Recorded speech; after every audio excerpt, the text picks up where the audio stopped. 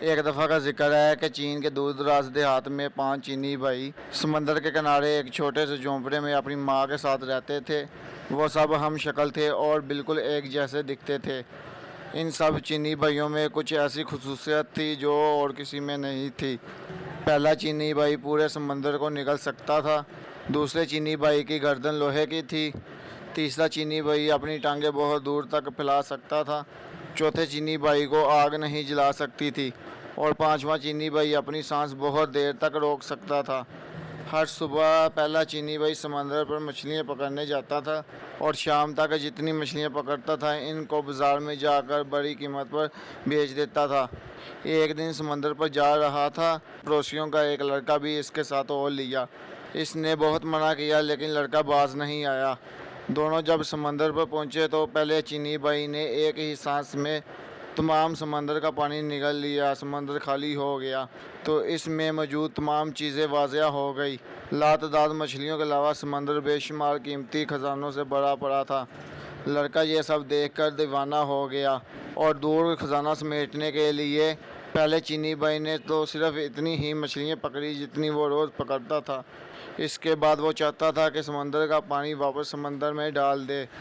इसने लड़के को आवाज़ दी लेकिन लड़का कभी एक चीज़ उठाता कभी दूसरी की जानब लपकता। इसे इसे कुछ सुनाई नहीं दे रहा था। इधर पहला चीनी भाई अपने मुंह में इतना ज़्यादा पानी उठाए उठाए थक गया था। बस बहुत हो गया लड़के, अब वापस आ जा।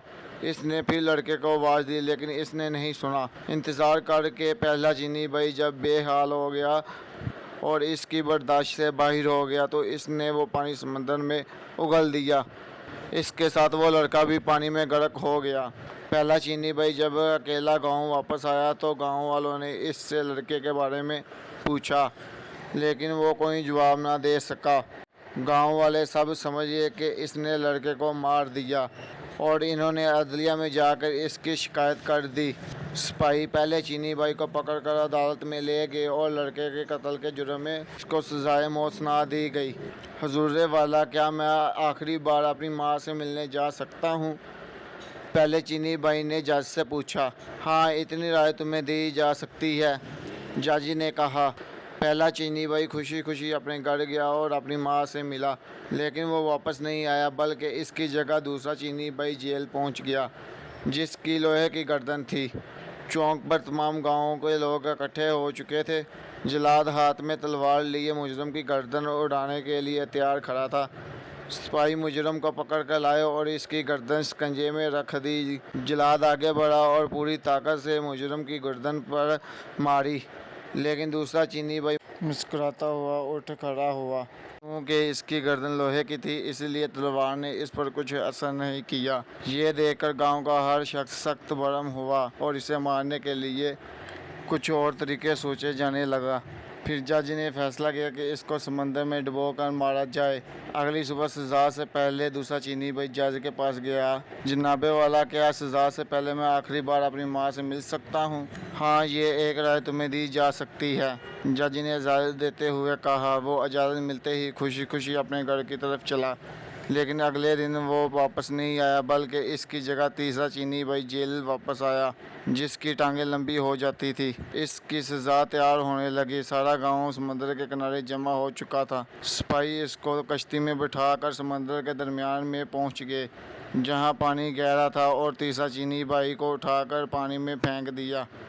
तीसरा चीनी भाई जब समंदर में गिरा तो इसकी टांगें लंबी होने लगी, लंबी लंबी और बहुत ज़्यादा लंबी हो गई कि समंदर की तह से जा लगी और वो डूबने से बच गया। इसका मुस्कुराता हुआ चेहरा देखकर सिपाही और तमाम गांव वाले आग बगोला हो गए।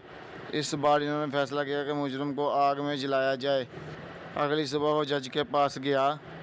हुजूर वाला, क्या मैं आखिरी बार अपनी माँ से मिल सकता हूँ? हाँ, तुम्हें इतनी राय दी जा सकती है, जज ने ना चाहते हुए भी इसको इजाज़त दे दी। वो खुशी खुशी अपने घर की तरफ दौड़ा लेकिन माँ से मिलकर वो वापस नहीं आया बल्कि इसकी जगह चौथा चीनी भाई वापस आया। गांव वाले चौक पर जमा हो गए और सिपाहियों ने आग का एक बहुत बड़ा लावा धकेला जिसके शोले आसमान को छू रहे थे। फिर चौथे चीनी भाई को इस आग में धकेल दिया गया कितना सुकून मिल रहा है। था चीनी भाई मुस्कुराता हुआ बोला, क्योंकि इसको आग जला नहीं सकती थी। आग और तेज़ कर दो, लोगों ने चिल्ला चिल्ला कर सिपाहियों को कहा, और इन्होंने आग और ज़्यादा तेज़ कर दी। बड़ा मज़ा आ रहा है, चौथा चीनी भाई मुस्कुराकर बोला। गांव के तमाम लोग ये देखकर आग बगोला हो गए। फिर इन्होंने फैसला की कि इसे बदबू वाली जगह पर बंद कर दिया जाए ताकि दम घुटने से मर जाए। अगली सुबह चौथा चीनी भाई जज के पास गया और कहा कि जज साहब, मैं आखिरी बार अपनी माँ से मिल सकता हूँ क्या? हाँ, इतनी राय तुम्हें दी जा सकती है। जज भी इस बार गुस्से से बोला।